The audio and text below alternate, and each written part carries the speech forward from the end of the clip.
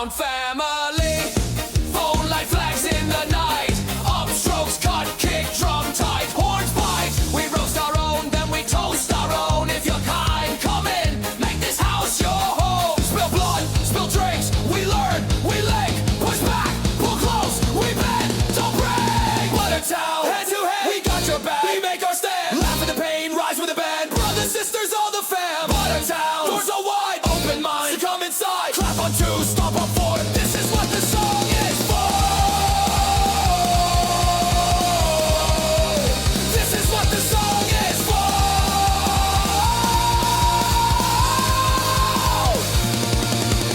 Buttertown, forever, together, together. Grab a drink, pull up a seat. Welcome to Buttertown. Buttertown, forever, together, together. Grab a drink, pull up a seat. Welcome to Buttertown.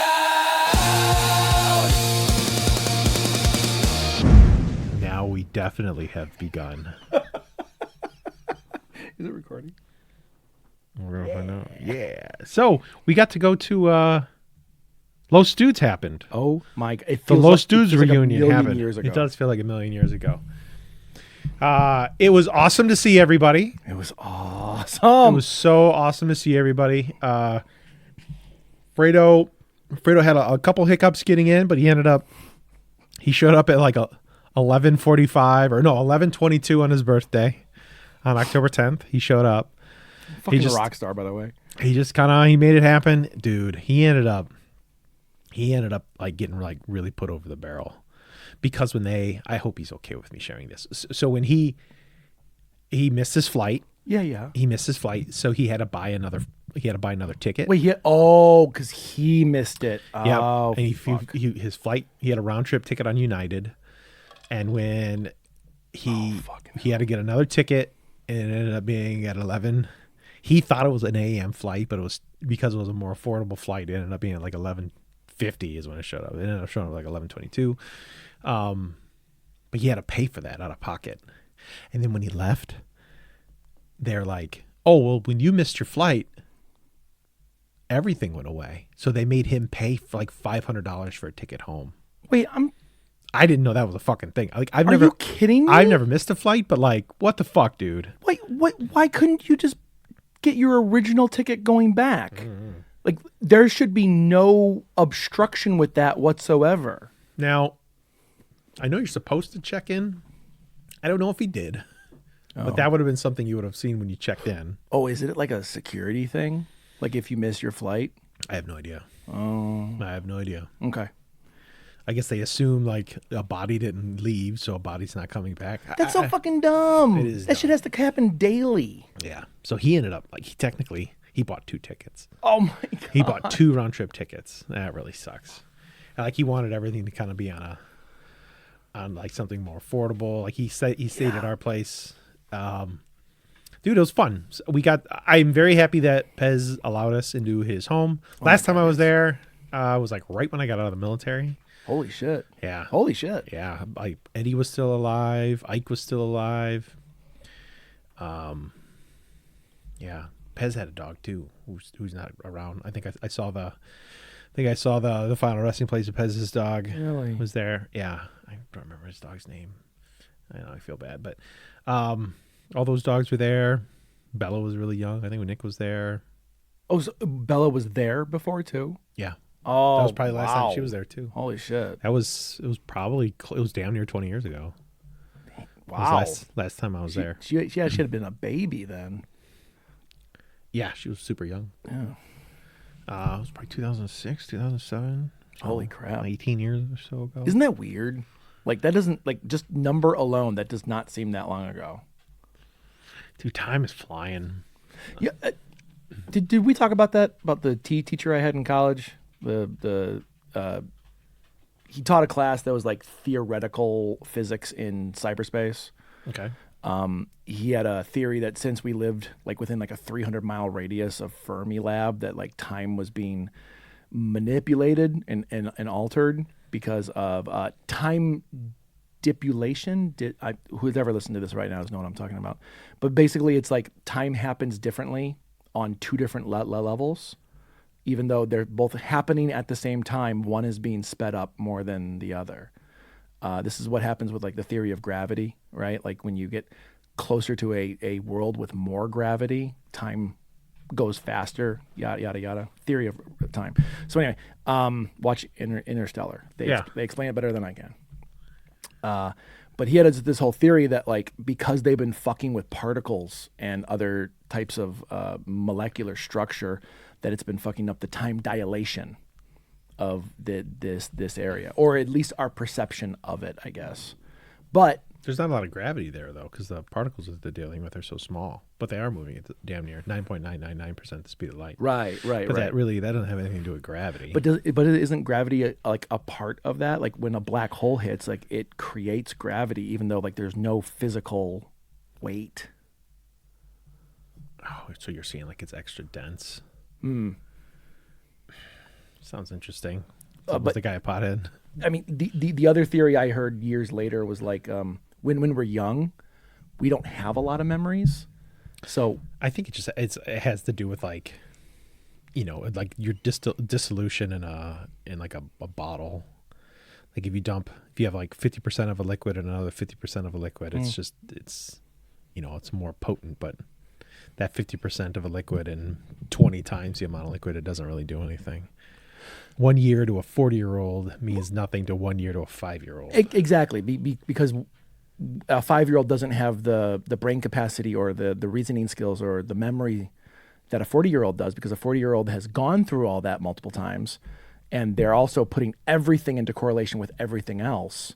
So things are moving rapidly faster. Their brain is like literally growing while they're doing it. Yeah, right. Or we have pathways that probably haven't changed in or years died or decades. But yeah, precisely. It's the idea that like they're in the moment, in the wonder of the moment, whereas we look back on that and go, wow, fuck, I got shit to do.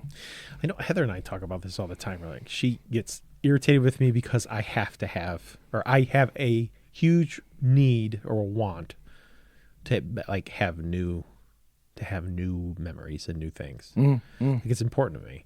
Like she'll go to the same place every day.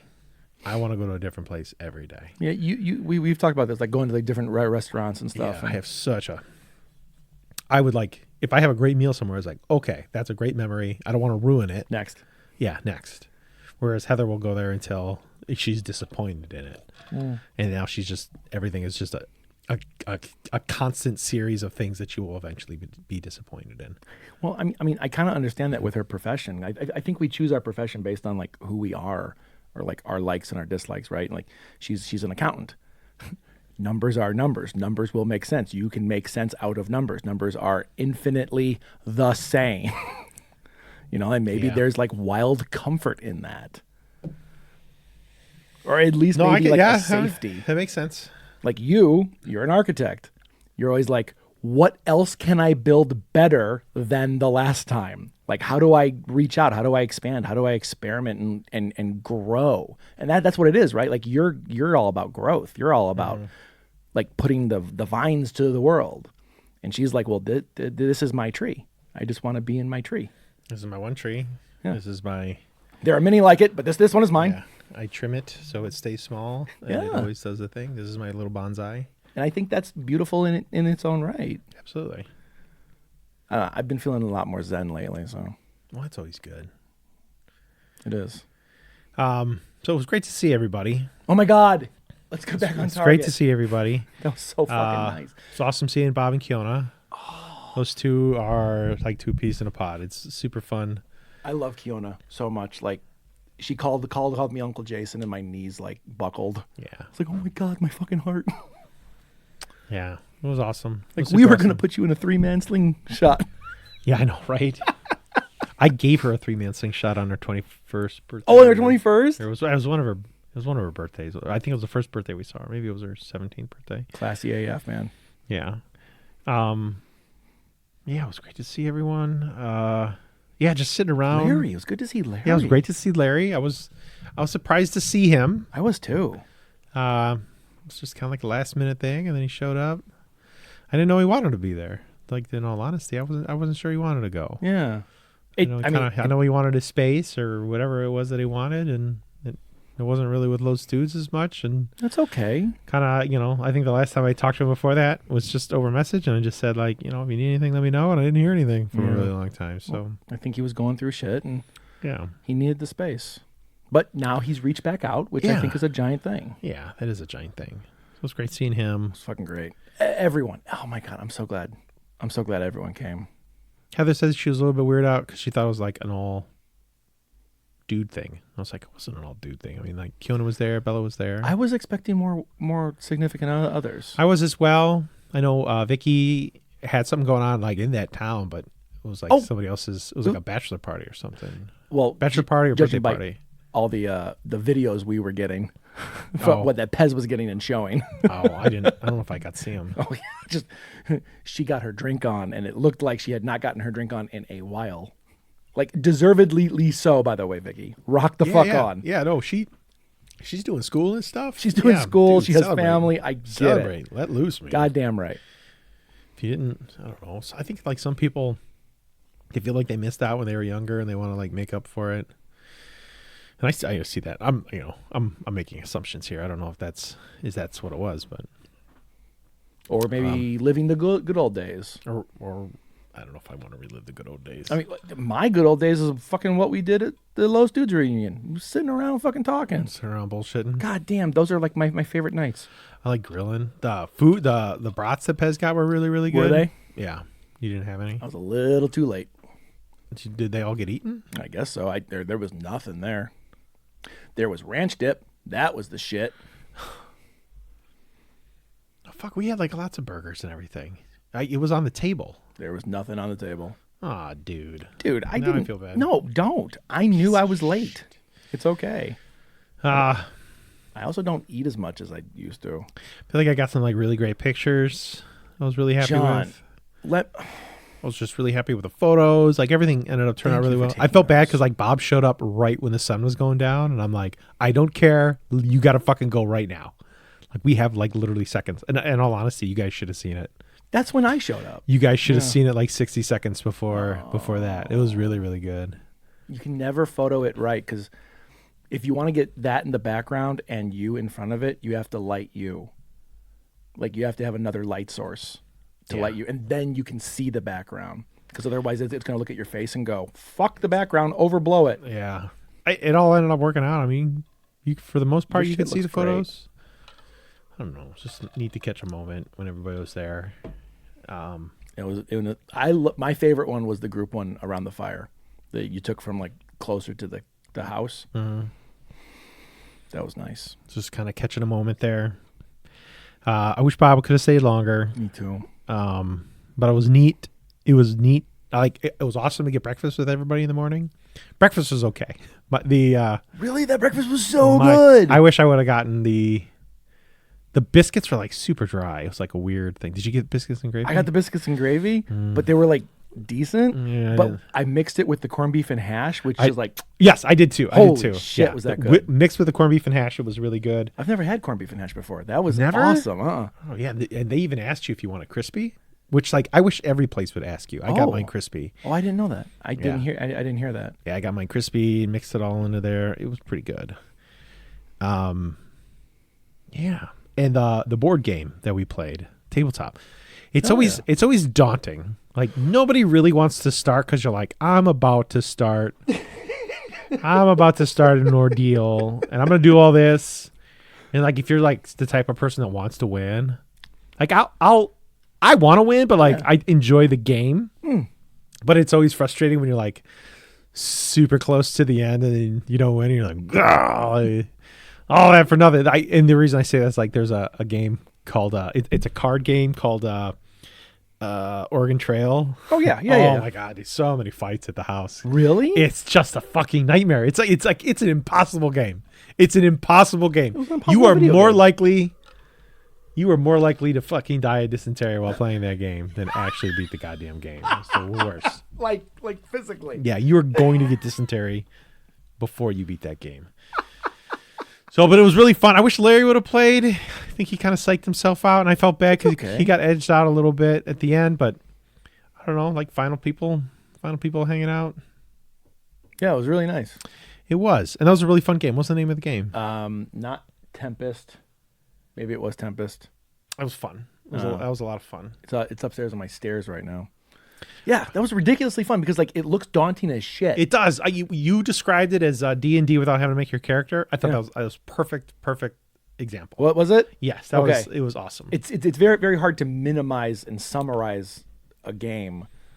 So like I always find like well you have to like take something from over here and then change whatever that something is to explain what it is. I feel like with a lot of people that would have been like, dude, if everybody could have played that would have been so. That's much why fun. I brought it, 'cause, dude. Like, I believe it plays up to 12 people at a time. Dude, that would have been. It was fun with the group that we had, Yeah. but I could see that being incredibly fun Holy shit! with Like, a lot of people. I can imagine that being chaos, but that breeds more fun. Yeah. Yes.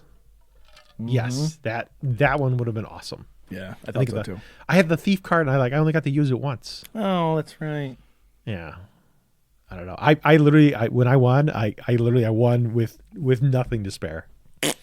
I think I had like a one. I had a 2 out of 3 chance. Oh, that's right. You were like just skimming by. I was just like, I think need enough to Pez just. was building up. Oh no, Pez could have beat it. You know what? And I didn't realize it wasn't until like I read the thing, and it said you need strength or trade, whatever the fucking skill point is. yeah. Yeah, Pez could have beaten it. I thought it was like both. Pez probably could have beaten it like immediately. He could Yeah. walk straight in. He was pretty beefy near the end. Yeah, I didn't know. I've never gotten that far before, so I didn't know the end rules. It was getting the talisman is the hardest part. Talisman, that's what it's called. Yeah. And I got 2 of the 3 free talisman. Oh, that was Fredo fucking was funny. fucked. Oh, he was so Fredo pissed was at you. I was laughing. Yeah, you want a free talisman? And I was trying to like figure out it explicitly says you can't leave it behind. There is Or actually I would have given it to him. there's a rule in the rule book saying if you want to make your own rules, please do. Then I would have totally given it to him. Yeah. But I mean, the first time's different though. You want to make sure like everyone's on the level. You don't want to like make shit up like halfway through. That's a good point. Yeah, maybe. I guess it's like Monopoly. I didn't know you couldn't cheat in Monopoly. I thought that was the fucking point of the game. Do you know what the original intent of Monopoly was? You've told me before, but I'm blanking. They want you to play the game to realize that if like capitalism doesn't work, like once you play the game, everybody loses and only one guy's on top. And if no one buys property, You can play everyone forever. gets money forever. Yeah. That does stick with me. That's interesting. Is that why they made it? Like that reason? So the original person who made it Yeah. did that for a reason, and then was it Milton Bradley or whoever Yeah, they bought it. They tweaked things and Well, you gotta make it profitable. then I they- guess. and Which then is made the money. Exact opposite of what Yeah. it's designed Yep. for. Oh, speaking of design, I bought a Hyundai 2 years ago. I bought like my first new car ever, and there is a phone app on it that you can start your car. You can like check the mileage. You can lock your car door, find your car, whatever. And they said after 2 years you're going to have to pay a subscription fee, and I thought that was kind of shitty. So when Andy went to go buy her Hyundai at the exact same location I bought mine from, they said, oh yeah, new Hyundais, the new cars, don't have the subscription anymore. You just get the app forever. And I said, well, that kind of sucks because I have the year before that hers is. And they're like, okay, you're going to call and tell them to waive this because you're buying another car from us. They're going to waive it for you and you'll just get it. So my shit's coming due right now. And I called up Blue Link, the app, and they're like, yeah, we don't do that. So I called up the salesman. I got him on the phone and he's like, oh yeah, they should totally do that. Yeah, they should totally do that. I'm going to call him. And then of course my brain goes, he's not going to call him. And I get a call back half an hour later. It's like, I tried everything I could, nothing I could do. It's like, fucker. That was kind of a That was the thing that you did. Yeah, that was Those a people are shitty fucking. thing. They're professional liars. Yeah. I hate buying cars, dude. Oh It my is- God. it is a fucking nightmare. I will say, like, my favorite skill that I have, like, of any artistic or whatever, my favorite skill is if I don't like something or want something, there is zero hesitation just walking away. I don't give a shit. Yeah. I want to go. Yeah, right. Bye. I'm done. My dad could do that. My dad would walk in, ask for a price for a car, Yeah. and if they'd say no, he just turns around and walked out. He will do that for months at a time. Right.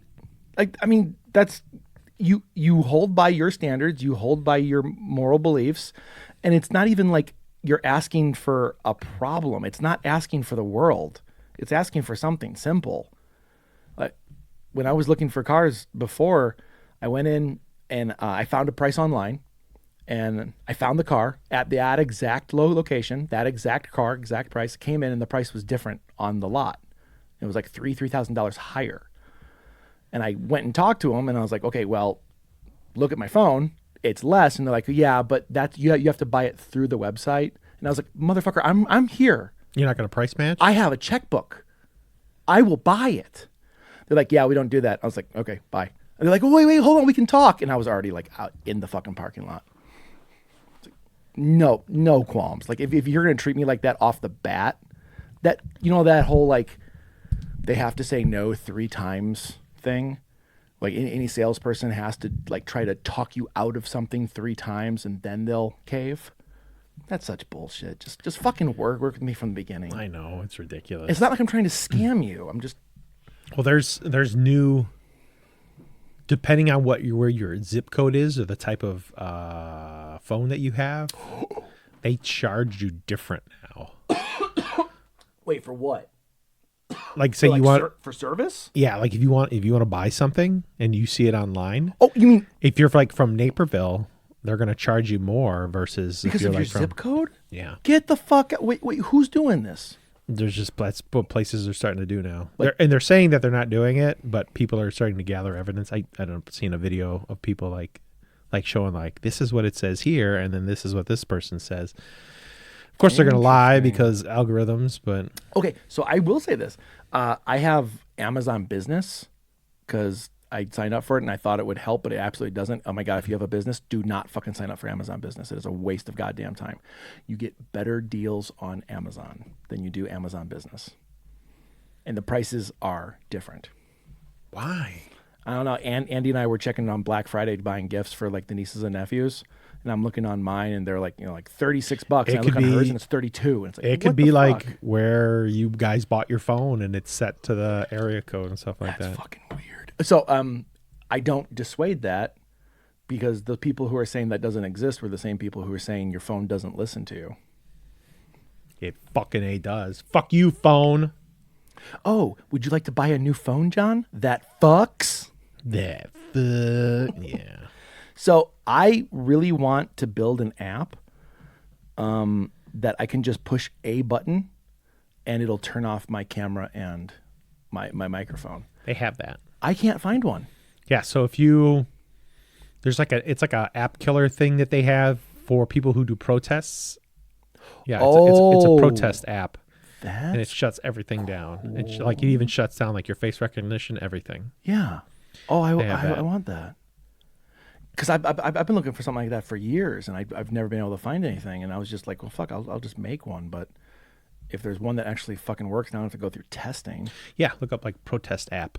Thank It should you. work. Speaking of protests, Oh my God, why did we bury this lead? Yes, tell me about it. so I went to my second protest of the No Kings protest in hell yeah. Elgin.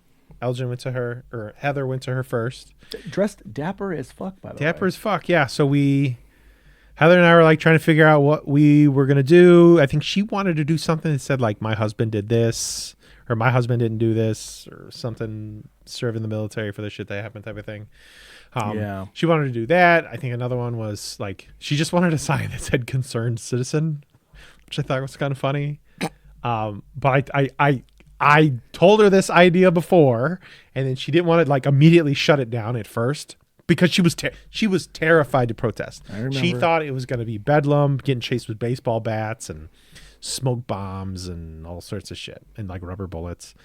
I'm like, it's not going to be that. Well, it's not that now. But I'm like, looking at what they're doing in Portland and everything, like people are dressing up, and I'm like, we're not going to be doing anything. Like normally we go to Nightmare on Chicago Street, so we're not going to be dressing up this year. I was like, we can dress up, and we can do something that's anti-fascist. So we dressed up as the Blues Brothers. Yeah, Because I love that. Yeah, and the big thing for anybody who doesn't know, it's there's a line in the Blues Brothers movie where they're driving over a bridge and it's full of Nazis, and Juliet Jake says, Nazis. I hate Illinois Nazis. And then they just drive over the bridge and all the Nazis jump into the water. And there's photos of us all over online. There's lots of photos of us online. Really? We were on the front page of the Illinois Reddit. Good for you. We were all over the place. No And shit. somebody had posted something saying like how they found it interesting that people are taking fictional characters and turning them into these anti-fascist symbols. And they had mentioned like how Blues Brothers, how we made the blues, like how Blues Brothers have become an anti-fascist symbol because of that one line. I mean, Star Wars too. You'd think is like the prototypical fucking poster child for that. Especially Endor. I'm trying to see how it would work. There's a lot of those speeches and everything was like definitely pointed, barbed at fascism. Of Endor? Andor, yeah. Oh, Andor. I thought you were talking about fucking little bears. Oh, I misspoke. No, you're probably fine. My dumbass can't hear, but I love the No, visual representation I of misspoke. how fucking sure you were of like, yeah, it's a lot like Endor. Fucking Ewoks. Andor was awesome. Rise up. Did you ever Andor- watch it? I did not watch season 2, but I loved man. season 1. You'll like season 2. Yeah, it is very much on the docket. It's trying to find fucking time, man.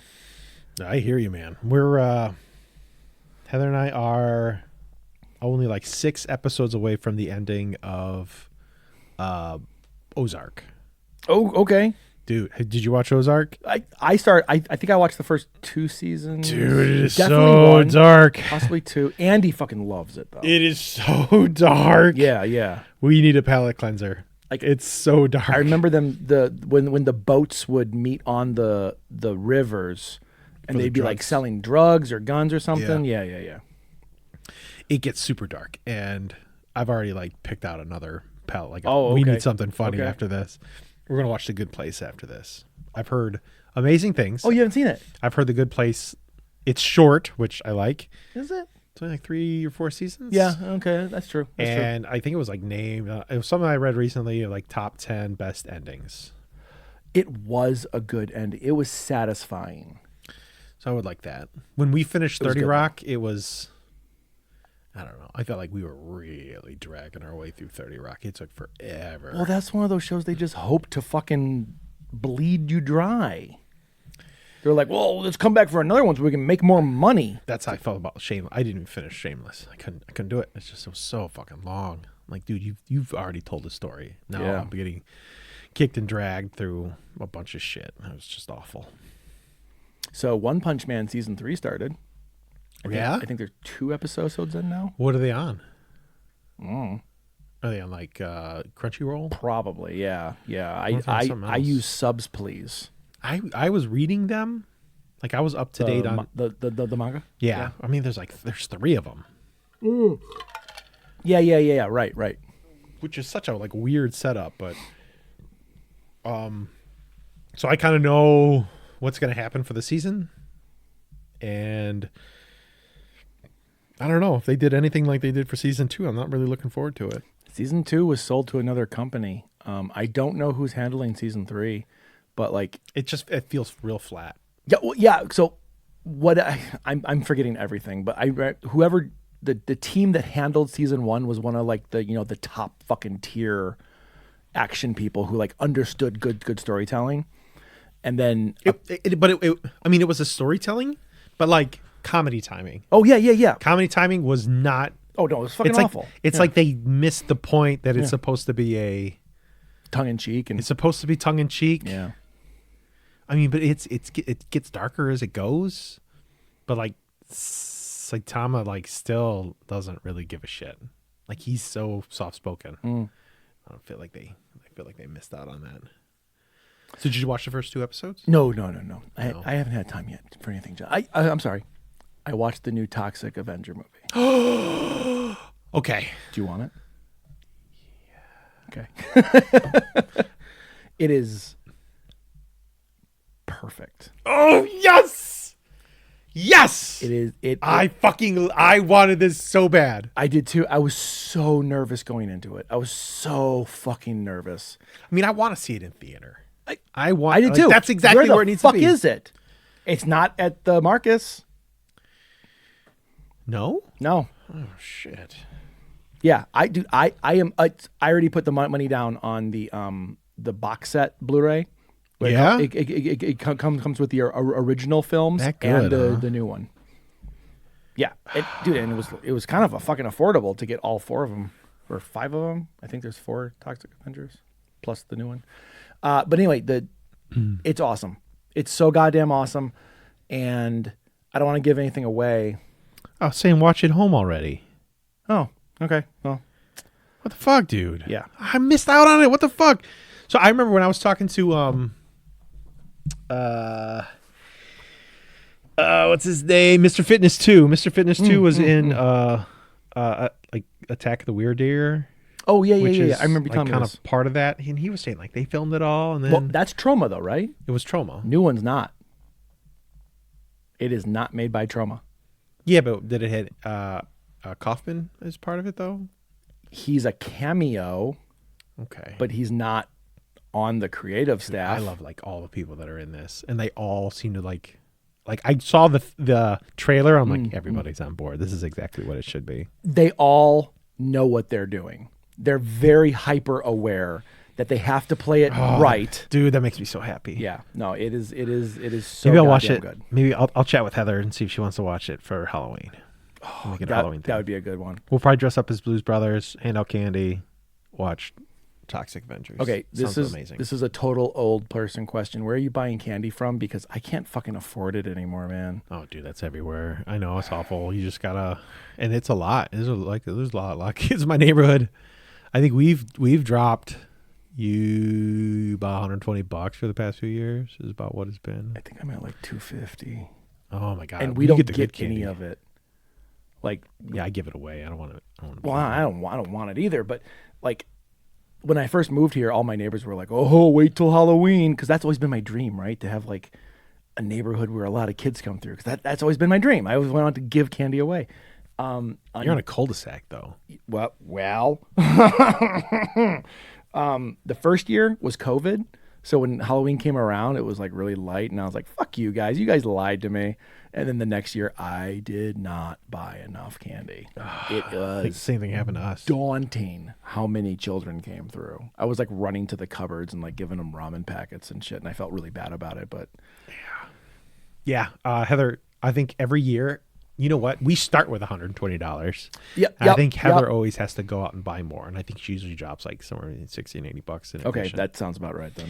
The one COVID year, like they didn't have any candy at all. Like we just had like Oh, yeah. butterscotch, a lot of butterscotch, Like the discs? the the hard the discs? Werthers. Wait, It reminds me. Werthers are okay. Yeah, they're okay. Yeah, but it's like It's the yellow ones with the cellophane that fucking make me want to throw shit at Oh, people. Yeah, those are extra gross. But there's no candy that other than Smarties. I don't like any of the dusty ones. I hate Smarties. Wait, you said except Smarties. No, I don't like Smarties. Okay. I was don't like, like that shit Smarties. tastes like drywall, Yeah, man. and that's Heather's favorite. Is it really? Dude, like I feel like there's a lot of things where we like really lined up perfect, where it's like I hate these things and you hate these things. you can eat those. And Oh. and we'll never. I like black licorice. She does not like black Oh, licorice. speaking of which, oh my God, keep talking.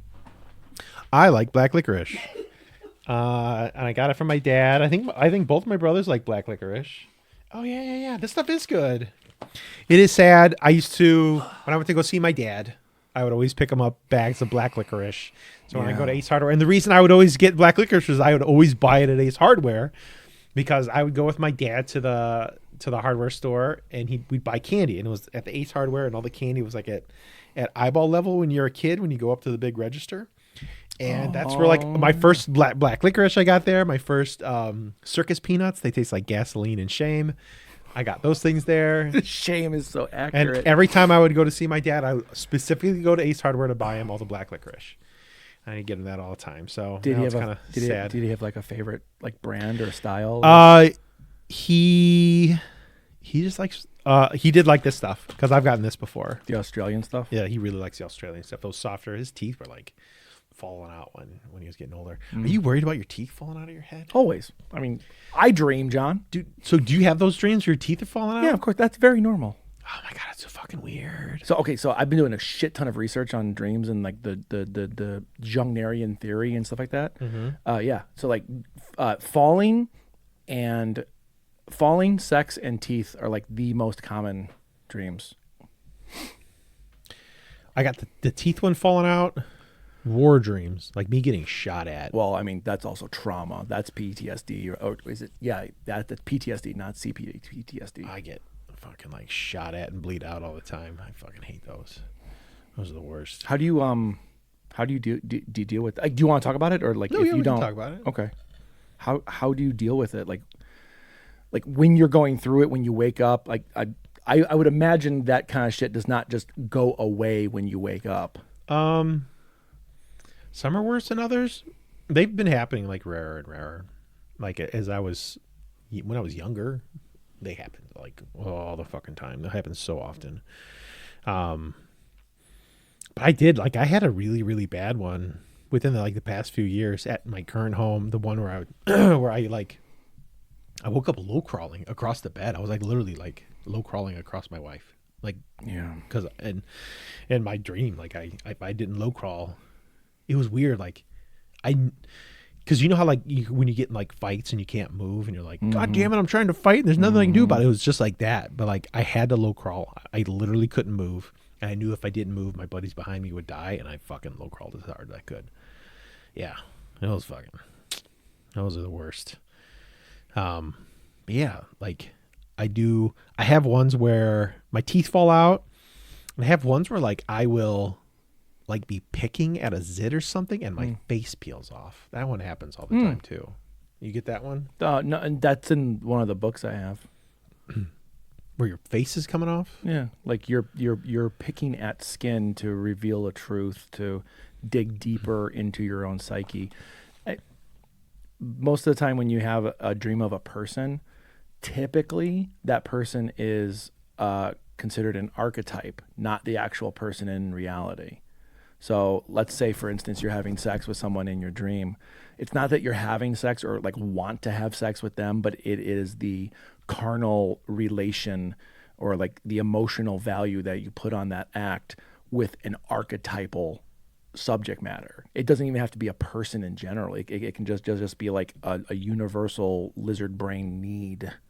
You know, like maybe like you're starving yourself fucking stupid, and that can correlate into something like sex or death, or, you know, like the very, very, very core elements of, you know, humanity at its very being. But like there's all these different levels, right? Like if you see a house is the representation of the self.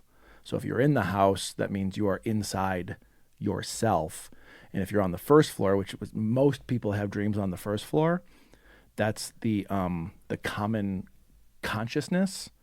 If you have a dream that you're on the second floor, that means you're in the superego. That means like you are literally touching a part of your brain psychology that's like you shouldn't be. It's like really powerful that you're there, like you're connecting things. And then if you're in the basement, then you're in the subconscious, like the id kind of shit. There's a book about how spaces make people feel and the psychology of space, and they talk about like attics and basements and drawers and stuff like that. I don't know if you'd be interested in that. I would fucking love that. I mean, dude, I think I have 2 of those books if you want one. It's not a small book, it's a big one. I'm fine with that. I'm reading 2 books right now. I'm reading Haunted Media, which is like how spirits can talk through electronics and shit. Okay. Which is really fucking cool. Just because of my own experiences. And then the other one's like the history of Wicca. But anything to correlate. What's the history of Wicca? Like give me a 20th century history. Oh yeah. What's- So what's really cool is like shit's still being found out. Like there is no dead on black and white representation of what it is. It was basically like it was never a religion per se. Like because if you say the word religion, it's very like categorically easy to place into compartments of hey like Christianity or Judaism or like Muslim or like is Islam or whatever, and you you can say it because it's like a doctrine based society with an overarching sensibility of like okay we're going to control you, and that's basically what most religions are, right? They're there for control. And Wicca goes back to like fucking the goddamn beginnings of humanity, and it was never Wicca. Wicca is just a collection of all the shit from around the world. It's just polytheistic something. Yeah, or very, others. very. It's very pagan based. But what's really cool about it is the more you read into it, the more it's like these aren't rules. There is no black and white thing. There is no you have to do this, this, and this in order to get this. It's what feels right to you and how you connect to your gods and how you connect to the world and things like that. When I go up to the Boundary Waters, it very much feels like there's gods of places there. And I remember like talking to Burley about it. Of like Yeah. there are places here that feel different. And like I could literally Definitely. I could leave a cove or I could leave a space and they all feel so weird. And there's definitely like a sense of place that I feel there. And you're sensitive to it. Yeah, that's wonderful. Shinto believes in that too. With the whole Torii gates and thing, where like you exit the world of the living and you enter another realm. But they had gods of fucking tree ranges. They had gods of rocks. They had gods of riverbeds and things. And it's very, very much along the same mindset. Like why do you feel this way about this tree versus this tree over here? And I don't think I feel it around here at all. You know what? I feel it more in like Chicago than I do anywhere else. Cause Chicago feels like it's like there feels like there's like these weirdly sacred places in Chicago, I get that. but like the suburbs seem so devoid of that. And like for the most part, I want to say like rural areas seem pretty devoid of that as well. It's just, I don't know, it's so flat. Like there's like no sense of place there. But like there's definite like carved out senses of place in cities. That's interesting. Do you think because you find more solace and more peace in architecture, and since there is very little of it in places like rural or suburban, that it doesn't feel as holy? So I think it's easier to feel senses of places because there's edges in Chicago. Interesting. But in More categorical almost, like yeah. boxed. Yeah. Well, no, I mean, like in many senses, there's edges in Chicago. There's edges to the skyline. There's edges to the lake. There's edges to streets. There's edges to property lines. There's edges to buildings. There's edges to grass, to sidewalk, to center lines, to parks, to all these things there's so many types of edges and so many conceivable ways that the human monkey brain could like cut them up and get a sense of place from them. Whereas in a rural place, you'll get like, there'll be like a cornfield, but like I don't feel as much like from row to row. It's just the same shit. You know what I mean? Like corn and soybean. I just don't get it from the fields and everything. Like I'll get like maybe a sense of place when I'm going down like a country road or something. Mm-hmm. Like I'm going up to like a farm, maybe. Like, but not really. It's not really there. There's not. I mean, maybe it's because I'm not sensitive to what the edges in those rural places are, and I feel like, whereas like the built design in the city, it's way more easier to make something built be a fabric of the environment and be a part of it, versus in a rural area, something could be an object. It could be picked up and put anywhere. It's hard to pick up. It's like a glass of water with a glass that's a real unique shape, and the way that the water goes in is going to be real unique there. Whereas in a rural place, it's just, you're just pouring it out. It's just going to flow out. So it could go anywhere. It could be anywhere in a rural place. Do you feel you do best in life in general with rules and structure? Do I do best with them? Yeah. I like to know where they are so I can break them. And I like to know where they are so I can bend them. It makes life interesting to have rules. I remember when I was first doing my first designs at College DuPage. And I remember the professor saying, like, I remember, like, we'd have to do these projects. One was just, we had to assemble all of these things, and all you could do was just draw lines and connect corners to corners, corners to midpoints. You could do any break that was based off of a golden ratio. You could intersect anywhere where there was an intersection. You're allowed to place another line and go to a midpoint or an endpoint. And it had all these rules to it, and you had to create a unique assemblage of lines to just make make a unique composition from that, Okay. right? And we had to do that on just a 2x2 inch piece of paper, and you had to assemble those pieces of paper into a block of 9 eventually. So you had to pick out we had to do 96 shapes. Oh, We had to wow. do 96 individual different things with different rules. And out of the 96, you had to pick 9 of them and put them together. Okay. And then once those went together, Oh my God. you then had to use line weights to pop out some lines more than others. So Yeah. you notice that, when you have these rules where you go from corner to corner and midpoints and stuff like that, when you have a 2x2 box, a lot of those lines are going to start to line up. So Oh, yeah. eventually, Like pixel art almost, yeah, right? So there was like things that, like, when you put these things together, when you assemble them in the exact way that you wanted, like you had to pick a top and a bottom and a left and a right side of this thing. Things just popped out, and then when you started putting line weights to them, like, things became like they were closer because they have your line weight. Yeah, right. And then once you did that, like, the final thing in 2D was to add shading to create curves to it. And the curves are represented by light. Curves, yeah. Light would be, you had to pretend like this is where the light's going to come Yeah, from, yeah, and yeah. then, like, figure out how that'll look. And Okay. 2 lines, you can make an assumption that it's a real deep valley or whatever, and it's just all on how you just wanted the shadows to go. And then eventually we made a 3D space out of all that. And I remember the whole time thinking, like, why can't we Like just in CAD or something, or like an actual physical 3D space? we made a physical 3D space. Whoa. Okay. Well, it had to be drafted, and then eventually you had to make it. Oh. Okay.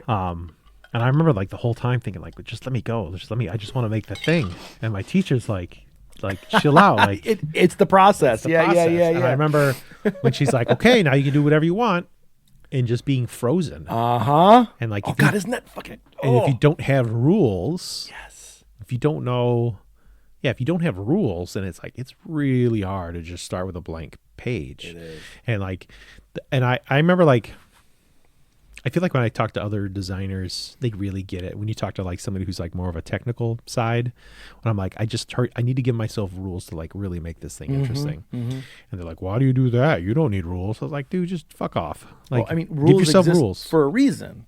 Like, Yeah. and like you said, like, once you understand rules, then you can break them because now there's a purpose to break them because it creates a new aesthetic, a new feeling. Yeah, because, like, especially when you're doing a building, or I'm assuming if you were to do a film, like, you're creating rhythms and rules and all these things, and, like, where you break the rules, 100%. like, that's a special thing when the rules break. I'm gonna write that down. That'll be a good future episode of Time and Space.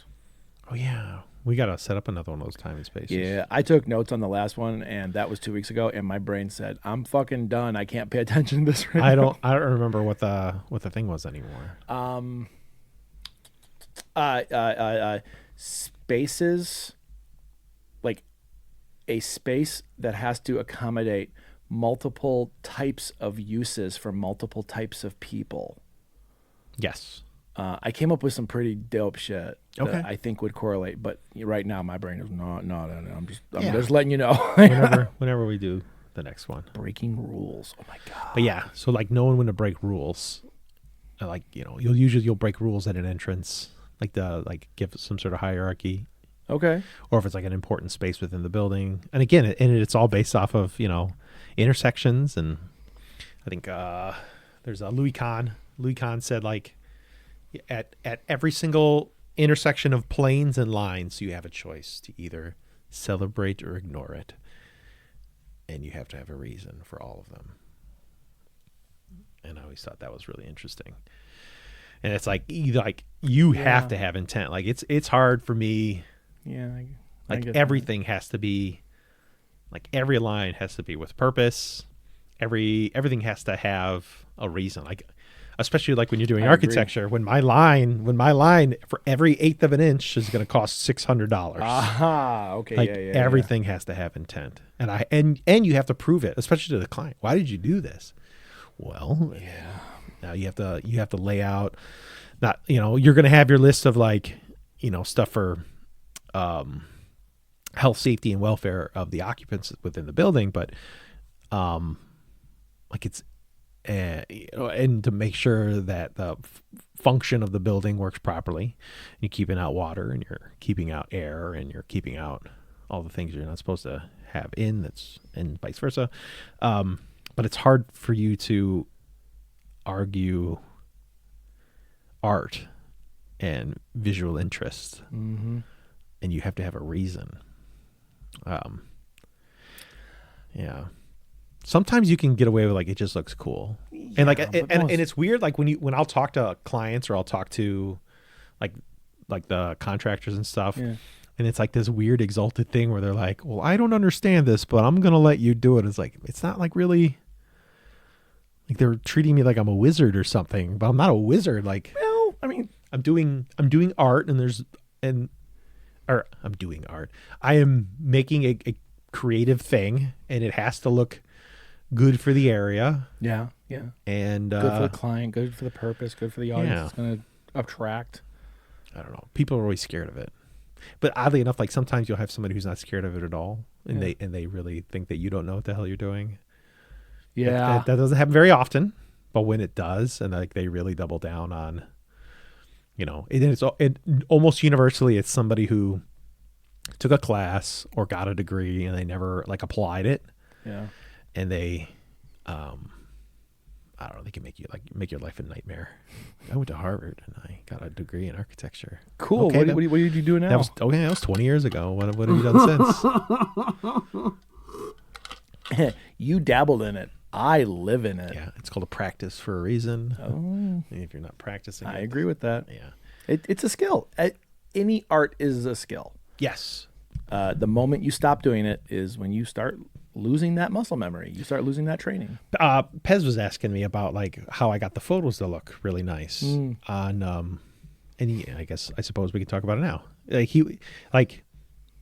When you do photography, they teach you the rules of threes, and just being able to be able to balance not everything has to be symmetrical. Correct. But there is a balance that you can get with things that are light and heavy and wiggly and straight. Hierarchies. And there is an learning how to make asymmetrical balance is something that you can, like, if you do it enough. I think Eastern culture does it fantastically All the fucking time. Yeah. way better than Western culture. Eastern culture are masterful in asymmetrical symmetry.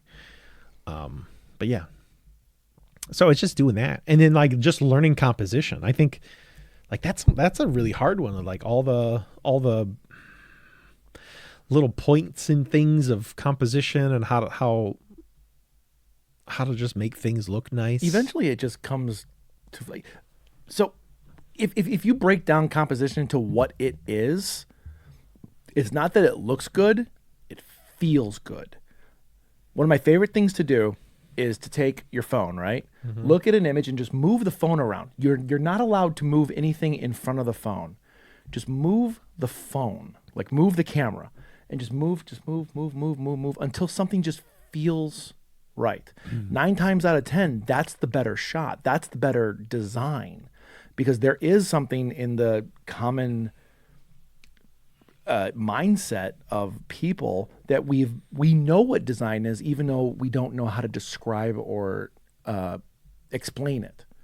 Like, you and I can break down the different artistic values of a 2D image, the rule of thirds, left versus right, screen direction, tons and tons of other shit, weight, hierarchy, symmetry, golden ratio. Like, fuck, once you see the golden ratio, you're going to see it in fucking everything that's been designed. And then learn how to break those rules. And then that's the fun part, is that now you can break that, but when you break it, you're breaking it for a reason. You don't break it just to go, I don't want to fucking do it. Or if you know archetypes and how to manipulate archetypes. Bingo. Because there's archetypical images. There's archetypical compositions. I love looking at archetypical compositions when you realize that, there's a handful of compositions really, and they're just Everything's been done. and you're just trying to figure out a clever way on how to do it. Bingo. And it's I call it the cube theory. I've never heard anyone else talk about this, and I'm actually stoked. I want to talk to you. yeah. Cube theory, right? Every fucking thing has been done. If you talk to Joe Joseph Campbell, who wrote the book Hero of a Thousand Faces, every fucking story in history has been done. How do you make it differently? This isn't just go for stories. This goes for fucking. Oh, this is the thing where you said you turn it 3 times. Yeah. All you gotta do is turn it 3 that. times, I love and that. you have a new idea that hasn't been done. That's Is it. cube theory your idea? I've never heard anyone else talk about it, but like I call it the cube theory because like it's really easy to envision like a giant D6 in your hands, and then just go like, what is this? You need a bank, right? I need a bank. So then you twist it one more time. Well, I need a bank that is underwater. Okay. Well, that's fine. Now twist it again. Like what's that third thing is going to make it completely original. And you can do this with like stories too. Boy meets girl, right? Every fucking story in existence. Boy is a werewolf, right? And then twist it again. Girl is a vampire hunter, but doesn't understand werewolf culture. Like literally right there. If it was, that's stuff that I've never seen that. Like I've seen variations of it, but not that specifically. And that's one fucking extra turn. It's just 3 fucking turns, and you can do it with everything. Mm-hmm. I do that with dinner all the time. I'm like, I like chicken. I like spicy. I like this. Sometimes that third thing works. Sometimes it don't. But Have you ever heard of the Flavor Bible? no. I should bring that over sometime. What is a book? Yeah. Flavor Bible's incredible. Like It's Correlates? not small. It is not small. It is probably, I don't know, 800, 900 pages, maybe 1,000 pages. that's a big book. And it's every flavor really known to man. Really? There's a regular book, and then somebody did a vegetarian book that's even bigger than the original book. Oh, I bet, man. And what it is they sent this out to, they sent it out to like chefs from around the world, and they take things that people make and the things that they know that it tastes good with, and they've created like a map of flavors, and it's so incredible. I mean, like the things that I've come up with, like some like weird combinations of things that are just I found in the Flavor Bible, and it's so cool. It's so neat. Like I don't know. It's hard for me to even like pull up one because it'll be I'll literally, I'm not kidding. I'll look through the book and my mouth will just water because I'll be like, it's the psychological all of response these for things. Yeah, because you look at it and you're like, I would have never put those two things together, and I want to put that in my mouth right now. That sounds amazing. I want to see the book. I really want to look through it. I'll just bring it over, and if you like it, Well, no, I mean, like, dude, then like, you can buy one. But oh yeah, I was gonna thank you. I was gonna buy one. You know how you always gave me shit for having a bad palate? yes, you do. So That's not really. We're not having a discussion about that. That is a thing. fair. And it's not your palate. It's that it's not consistent. It's not my palate. I know it's not. It has nothing to do with the palate. Okay. Because you'll be like, "This is great. Why? It tastes like shit." But the person who gave it to me is nice, And it so was I like cheap. it, and it was cheap. So I was like, "Okay." And then the other thing, like, it'll be something where Yeah, everybody I mean, that's universally all will very like true. it, but That's all like very you'll be like, "I thought that the color of the room was weird, and I didn't want it." Yeah.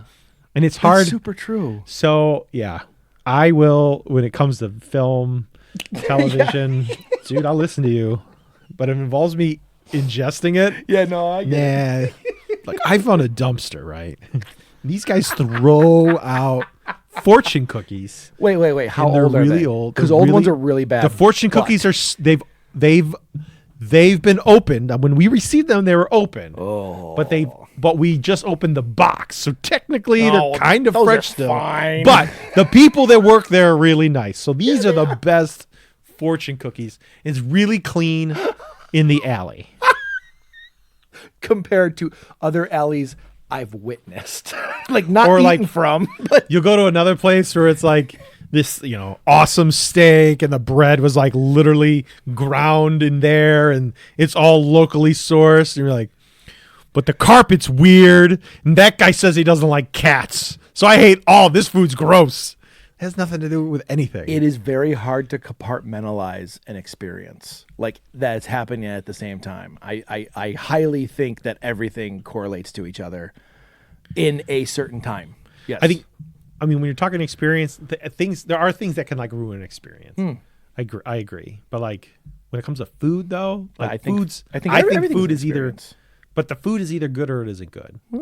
Like objectively to your own palate, There we go. Okay.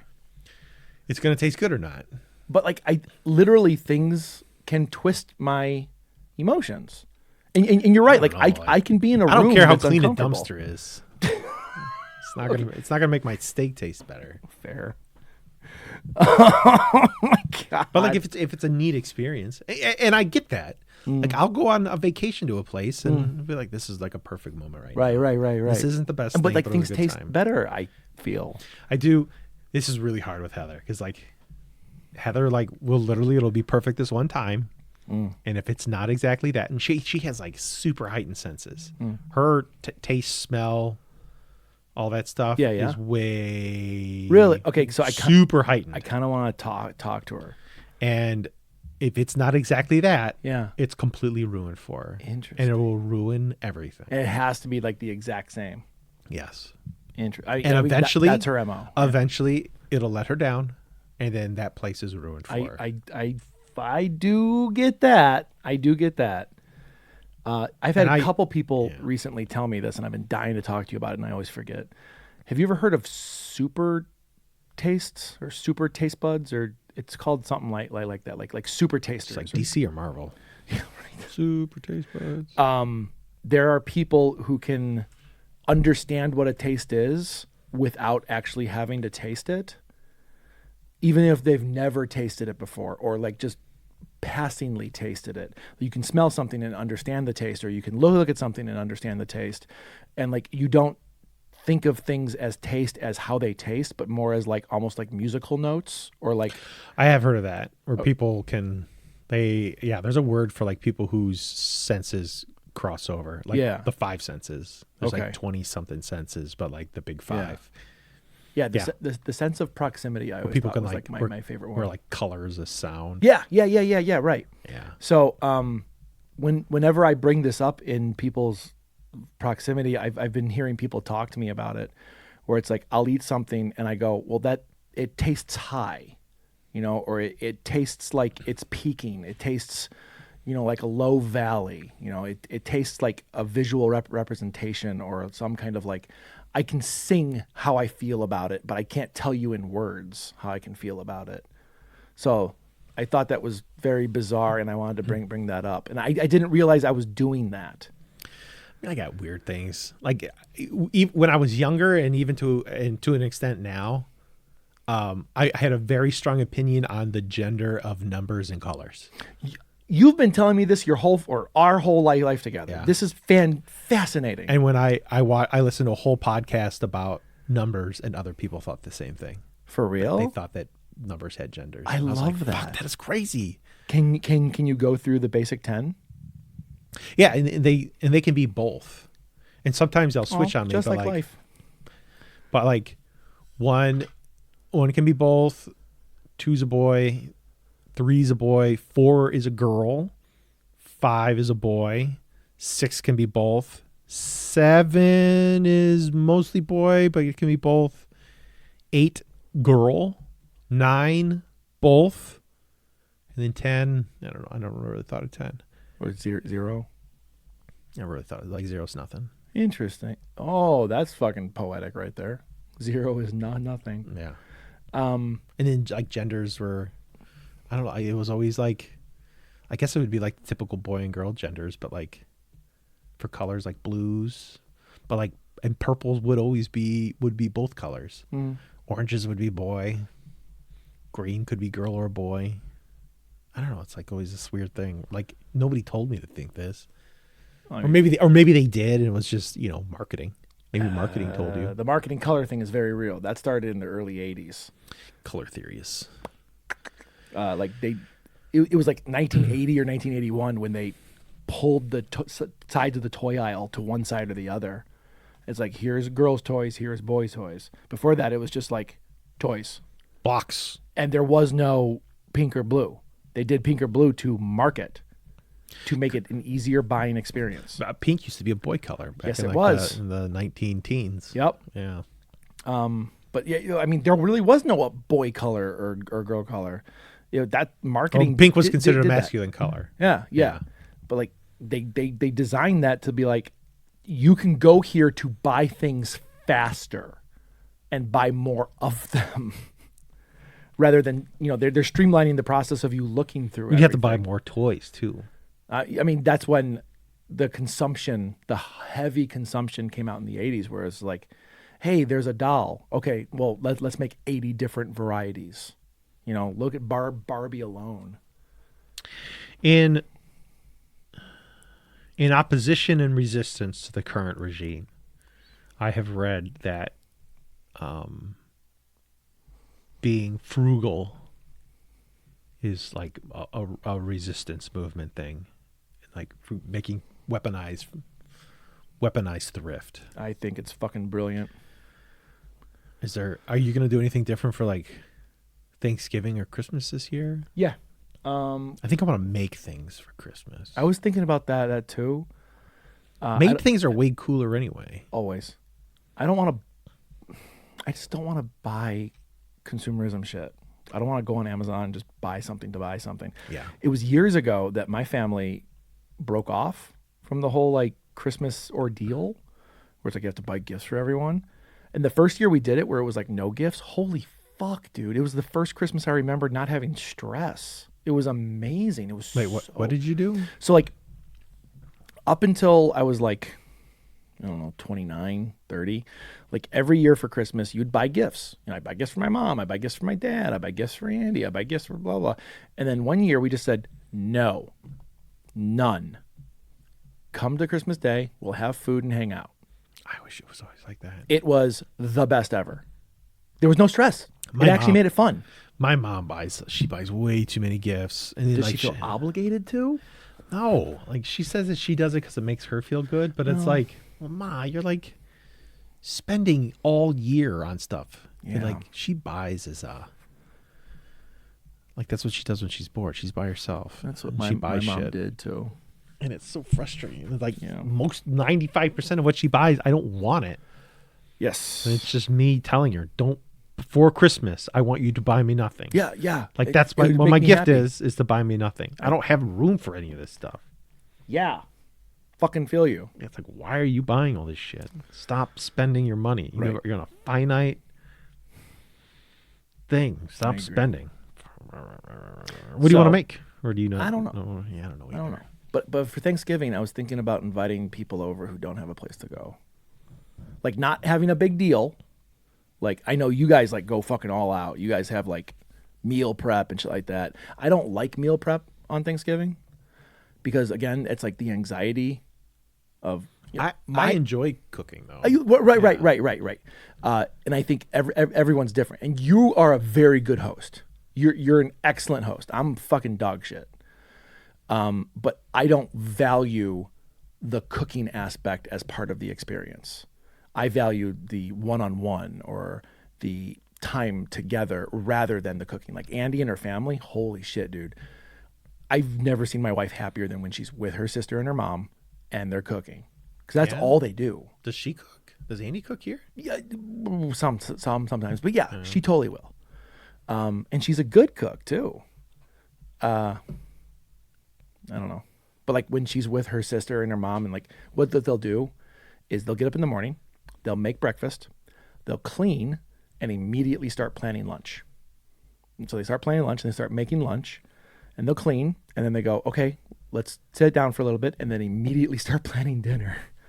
Like, it's crazy watching it. It is an all-day event, but like that's their love language. Cooking? Yeah. So seeing it in person is a lot different than hearing it, but like seeing it, it's like, it's really cool to watch. Cause like, oh my God, okay, you're in your element and you're happy. I think that's cool. So like you, like I totally get Thanksgiving, right? Like you're cooking for people because that's your love. Well, people are they usually hang out in the kitchen when I'm cooking. I want to chase them out with a knife. Get out of the goddamn kitchen. I'm trying to move hot shit. I'm trying to make you things. Unless you're useful, and then you're allowed to stay. Mix that thing. But last year, we had my mom over because it was her last Thanksgiving. We had Hilda and her son over because they had just lost her husband. Oof. And it was my favorite Thanksgiving ever. Yeah? Good. Yeah. It was low key as fuck, but it was still like super, super emotionally good. I kind of want to do that again, you know?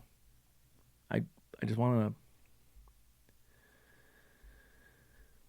to give something to someone that I normally can't or they can't have.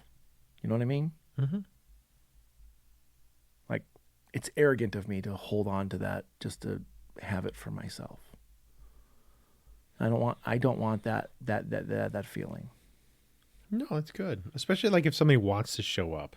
Yeah. Nothing's worse than inviting somebody and like they don't want to be there. Oh yeah. And then you can tell they don't want to be there. I'll be honest, whenever people invite me to any kind of formal gathering where there's a lot of people, it is always pure anxiety. Why? Everybody's always excited to see you. And It's mostly because it's so rare to see you. and I don't do it on purpose. I don't feel this way on purpose. It's just it's unwanted, unexpected dread. I don't know why. I'm working through it, but I never dread seeing you. Just so you know. oh no, I don't dread seeing you. Large groups of people. What's large? I think over 6. Including yourself? No, 6 other people. I can live with myself, John. Okay. I've done it for a while. There are days, but I started assigning my feelings to character types. Mm-hmm. That's what my therapist suggested I do. Yeah. It's working. I'm not getting as angry anymore. Or like when the anger arises, I kind of put it into check and go, who's talking right now? The anger sharks are swimming in my head. I mean, that's kind of it. It's someone dying for attention in a moment. Who's dying for attention? Rage. I've named them. Rage is dying for Rage attention. is he's dying for an outlet.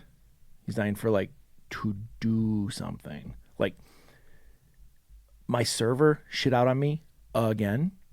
What are you doing? I don't know. I've had some of the smartest computer people I've ever known in my life come over and try to fix this shit, and they're fucking at a loss. So my motherboard got fried, which in turn fried my RAID card, which my drives are fine, but they can't be accessed because I need the RAID card. If shit comes to shit, I have to buy a new one, but they're very fucking expensive because they don't make them anymore. And I'd rather not do it. So I'm trying to find alternative ways to do it. So anyway, I've been trying to fix this thing for months, since July. And every once in a while, I'll come down here for a few hours and I'll just fucking try shit. I'll look up online, fucking try shit. And nothing's working. So one day I kind of lost my edge and I felt something pop up on my right hand side of my head and say, can I break the keyboard? And this fucking white light on my left side said, it's a cheap keyboard. We can get another one. we allow you to do this. And as soon as I heard the word allow, I was hitting the keyboard the second time against the table. And like that's when I realized what I was doing. And I was like, one more time. And I hit it and the fucking thing exploded. But it felt good. There's still, it did. It felt great for an instant. And then as soon as it like popped, I felt like this like wave of energy go through me. Just like, oh God, okay, good. And then immediately I was like, oh, I'm not angry anymore. Like it was fucking gone. You just had to feed rage for a second? I just had to feed the rage for a second. But what was cool about it was I negotiated in my head without really like acknowledging it. And this is when I brought up to my therapist and she's like, okay, maybe personify your feelings. And like I negotiated the rage. I allowed it to happen because I knew it wasn't going to be expensive. I knew it was something that I felt like I needed. And it was just like, it's not that big of a deal. Like, I can't tell you how many times I'm like, fucking crush this computer. And then my brain goes, no, that's expensive. We can't get that back. But kind of makes sense why I've always talked to myself in we instead of I or you.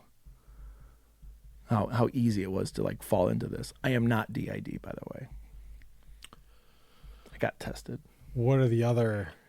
So are these real characters that you relate them to and that you've named? Or just like archetypes in your brain? They're archetypes in the brain. Yeah. Kind of like, think of like Inside Out. Yeah. Yeah, kind of like that. Did you see Inside Out too? It was way better than I was expecting it to be. I never watched it. Oh my God. I didn't want to watch it. I fucking didn't. I have no urge to watch It it. was so fucking good. Okay. Yeah. Part 2. Yeah. Okay. Does Bing Bong come back? Don't ruin it. I don't remember actually. It's like one of the saddest moments. I know. But see, that's the problem is if you have a sad moment like that, like Iron Giant, if you were to bring that back after that sad moment, you've just lost the entire fucking emotional value of it. Yeah, there was a movie that I had watched a long time ago. Where it was like all the cave people, all the Cro-Magnon. I think it's called like Cro-Mag or something like that. It was a caveman family. Sounds familiar. I remember like the dad. I remember thinking like if the dad would have like actually died at the end of this would have been an incredible movie of like sacrifice and moving forward. Oh, animated? It was animated. I remember this. Yeah. And the dad ends up like living. And I'm like, fuck. I was like, yeah, I get it. And it's great that he did that. But like, man, this would have been really good. What was the movie Butterfly Effect? Do you remember like the real ending of that? Where the baby kills himself. Well, I think you and I had talked about it because we watched the movie and then we saw it with the theatrical ending. And we're like, well, this movie would have been better if he would have like killed himself. And then sure fucking enough, the original ending that they had to cut out was him going back in time to his mom's womb and like hanging strangling himself. Yeah. Yeah, with the umbilical Which was cord. a fucking great ending. It's a crazy end. And then it makes you always... You know what I immediately thought? Was all the babies that got wrapped up. And I was like, fuck. That's what I thought. All babies? It was like, That how is often is this happening? That is a really dark. And like, that would be really dark if you were like the ma who lost the baby. Oh, of course it would be. Yeah. But also it was pretty fucking cool ending. It was a good ending. And good doesn't necessarily, and that's something I think I need to rattle people's heads about. It's like good doesn't equal feel good. Yes, I agree. Good means you're going to walk away going, holy shit, like something changed in me. Whether I think differently or like my perspective has shifted a little bit. Yeah, they whitewash things. Not like skin color whitewash, but like they just make everything like happy and lowest common denominator. And that's why shit doesn't work. And there's so much shit. I can't tell you how many times There's so much American shit. Oh God, there's so much shit. There's so much shit. So like Korean films and all that shit. Even like I've seen like some neat Indian films. Did you ever see RRR? Oh my God, yes. Fucking loved RRR. There's another one that's like on the RRR level. I want to watch that. Saw the trailer for it because Yeah. even the fucking logo looked exactly like RRR, and that's what caught my attention. Yeah, I'm very on board. I remember I wanted to watch RRR because I thought it was gonna be, I don't know, like I wanted to make fun of it. Same. And it was like a fucking spectacle. It was amazing. It was incredibly enjoyable to watch. It was enjoyable as shit. because it was God, it's like a weird thing. It was like fan service, but I don't even know them. But, like, you can obviously tell, like, these are two different guys. Like, one's the big burly hairy dude. The other one's like more of the dapper city dude. Even though they look identical. But they set it up and you're just like, this is awesome. It was fucking great. And like, fucking you're like, great. these are both unstoppable. I remember it was fucking, there was a Phantom Paradox. Right? An unstoppable force and a movable object. And I'm Yeah. like, fuck, this is amazing. And like, these guys, it's impossible for these dudes to lose. And they've set up a great story for two guys where some like of that exact thing. And I think it's a beautiful tale of friendship too. Yes. It's so masterfully done, even though it's like there are parts in it that I still make fun of. Yeah, I mean, But I make fun of it to the degree of like, I mean, but it's fun to watch.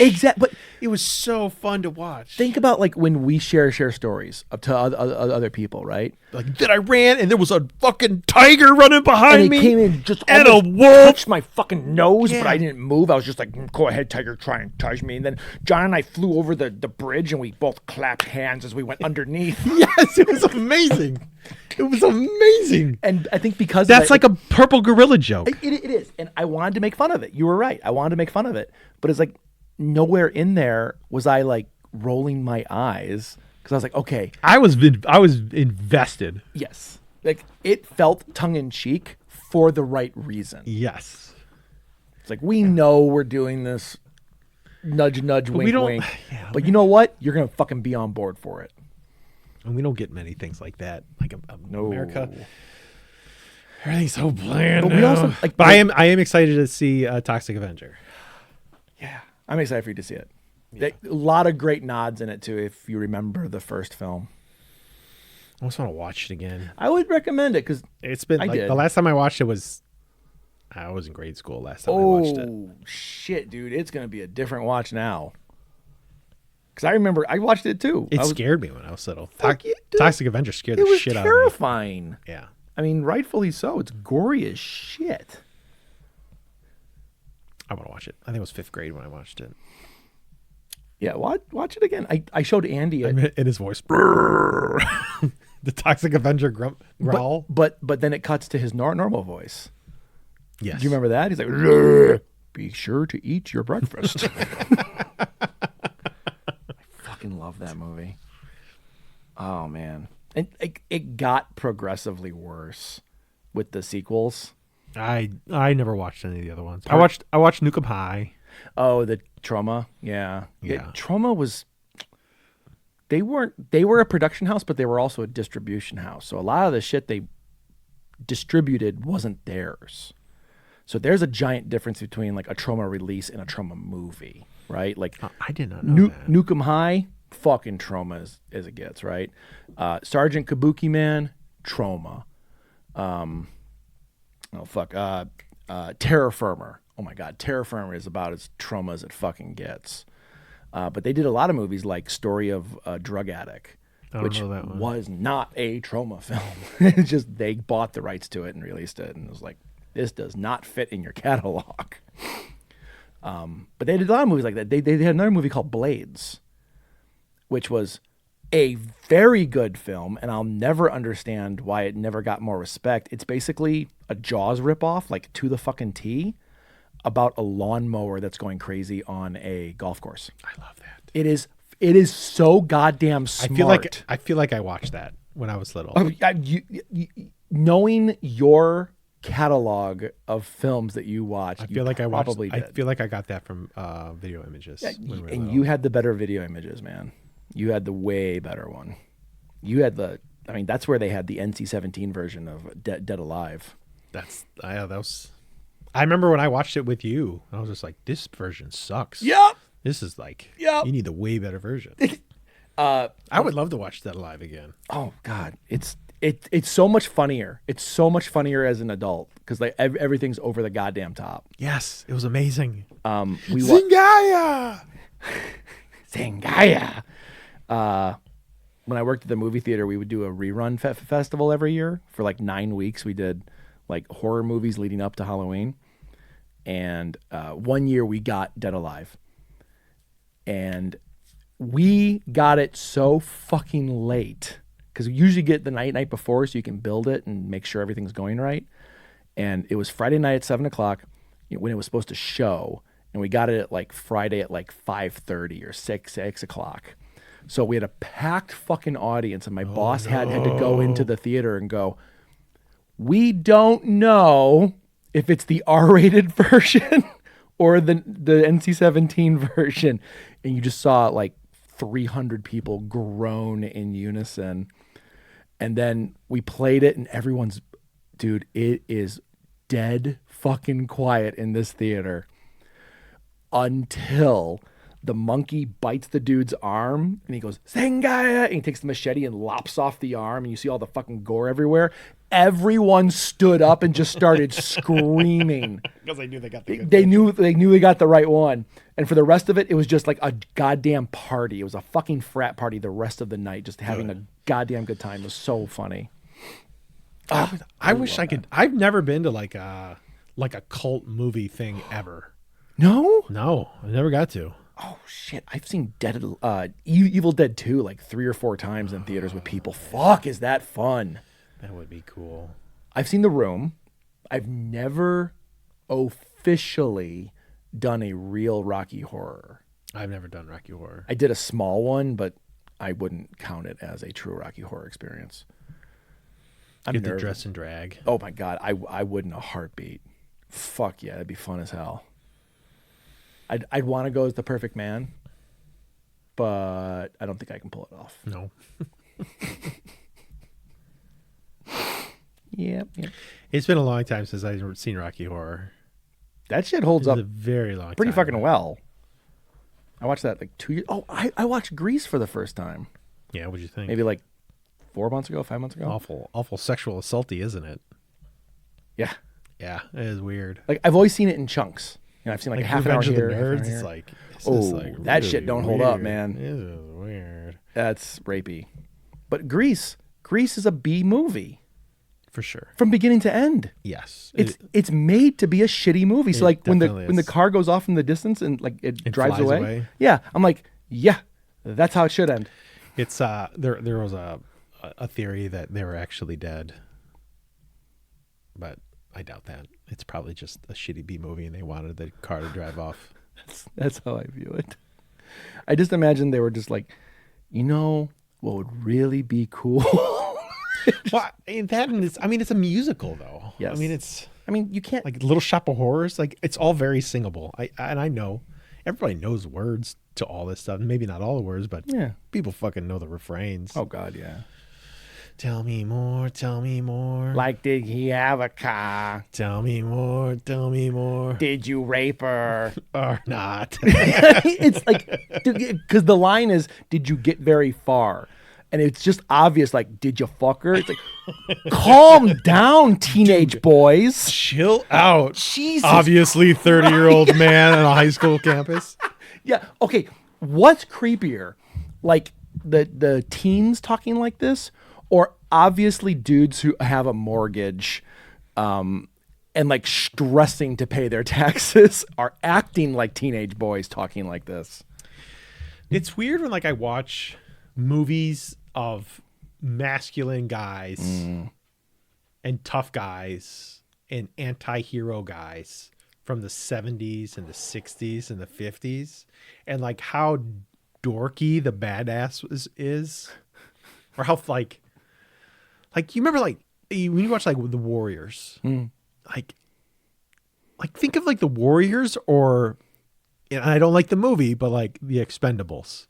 Okay. Like just look at like the caliber. Like I wouldn't want to fight most of the people on the Expendables, but I'm pretty certain on a good day, if I had breakfast, I could beat up most of the people in Warriors. Did you ever see what is it, Bronx 1990 or 1999? It was a very giant ripoff. It was an Italian ripoff of the Warriors, Okay. but like all the men are like either dynamically beautiful men or like obviously extras from the town they were shooting in, and they owned a motorcycle so you can be in the movie. but like literally it was like them trying to get back to their home base and they're gonna fight like dudes on roller skates, and it's like, all right, we get the motif you're going here for. Fucking Italians steal everything. But yeah, I mean, it's like there's no level of watching these kind of movies where you're going, I never. are they dangerous? I don't really see Paul Newman as like an anti-hero guy. He's just not that tough. He just isn't. You know what I mean? I don't see that. Streetcar Named Desire and all that. Yeah. I don't see. So what about like Charles Bronson and shit? Because No. to me, a good hero who is like a dark horse hero, like someone who's like, look, Clint Eastwood. they're not supposed to be a hero. They're not there to like help the neighborhood. They just got pushed too far. No, it's like the things that somebody would say when they're going to get in a fight. What's going on? What's going on, bozo?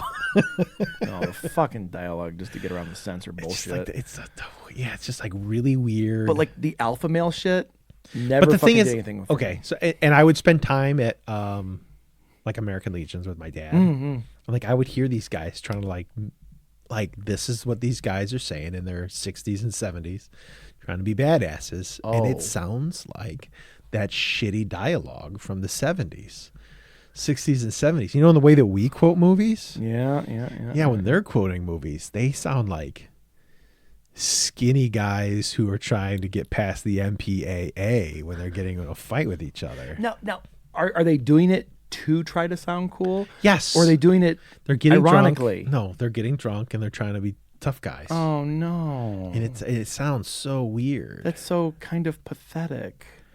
But then like you'd watch, you hear like World War II guys talking about that stuff. And Rarely. I mean, not anymore, but like when we were younger, Well, no, I and you didn't mean heard like that. Jesus Christ. when you heard like they're real quiet now. you hear somebody saying, "Oh, swell," like fucking talking like Wally and the Beav and everything. yeah, It's like yeah. they talked like that. And it's kind of weird. Well, I mean, does life imitate art? I don't know, or is it the other way around? Yeah. Or did art What? did art create life? I mean, think about like Jay and Silent Bob, right? Guarantee people like that exist. But do enough people Everybody know about says them? I No. like that because that's the way that I talked with my friends. But like, did everybody really talk like that with their friends, or did they? Oh, Kevin Smith shit? Yeah, We did. yeah, but he had it like he was way cooler. Well, of course it was, because it And was like written. Quentin Tarantino was way cooler the way they would say it. Again. Nobody talks like Tarantino. No, of course not, because it's fucking written. And this is what, like, God, I love this argument, right?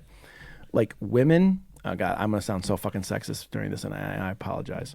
But I often hear it from women where it's like, men don't really look, men like women from the movies, but no real women look like that, right? Like the models and the giant tits and the really slender waist and blah, blah, blah.